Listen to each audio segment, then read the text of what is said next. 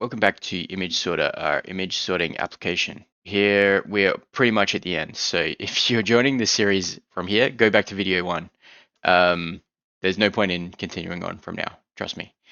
So should be linked down the bottom. Please go to episode 1. It's a great series. If you are here because you're following along, you would know that in the last episode we pretty much got to the end. Like the app's doing what we want it to do. We're asking the user which version we should keep of the file, and we're deleting the other ones. So I have noticed that there's a bug though with the program.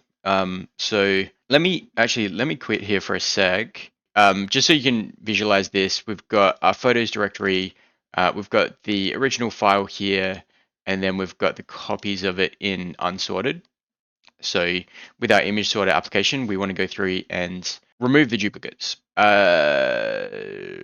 Let me remove the database file that we have as well. So remove image sorter db. Okay, so we're kind of at a clean slate right now.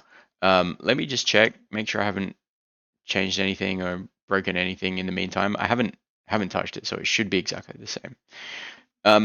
So if we run our program, image sorter.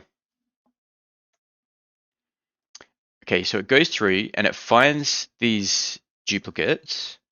Let's just check. We hit 0 to skip. It skips. Make sure they're still there. Yes, they are. Let's run it again. Okay, so we want to keep this one and delete the other two. So hit 1. Great.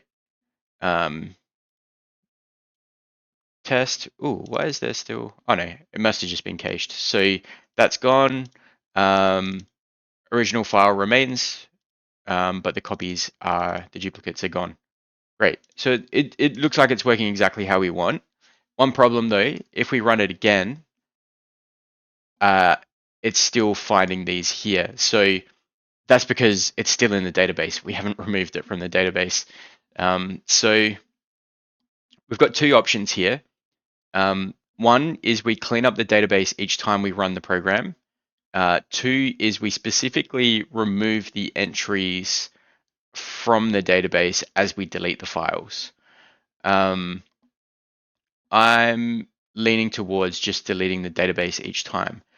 The reason being is that we can't really trust the database the second time the program is run, because someone might have gone in and made a whole bunch of changes in the directories here, added photos, removed photos, whatever.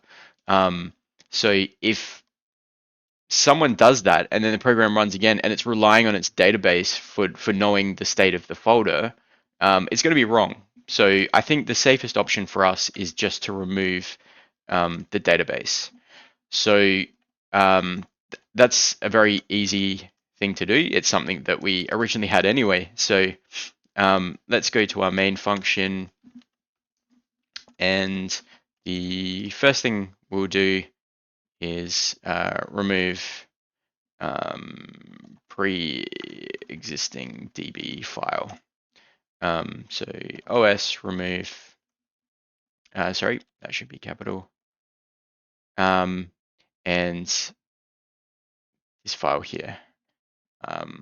So image sorter DB. Okay, sorry, I think that should be in quotes. Great, so go build. Done. And now when we run it, it just returns with nothing. There's no duplicates there. Let's go back, copy some in. There's one there. I'll just keep the names the same just so that we can save time.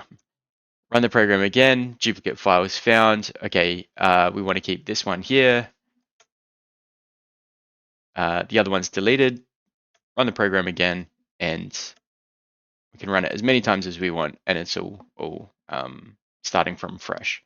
Let's double check. Yes, it has removed the file. Yes, it has removed the file. Yes, it has kept the file. Cool. All right. So quick one today, just fixing that bug that I found. Next, I think we'll look at refactoring the application, and let's look at doing some unit testing as well.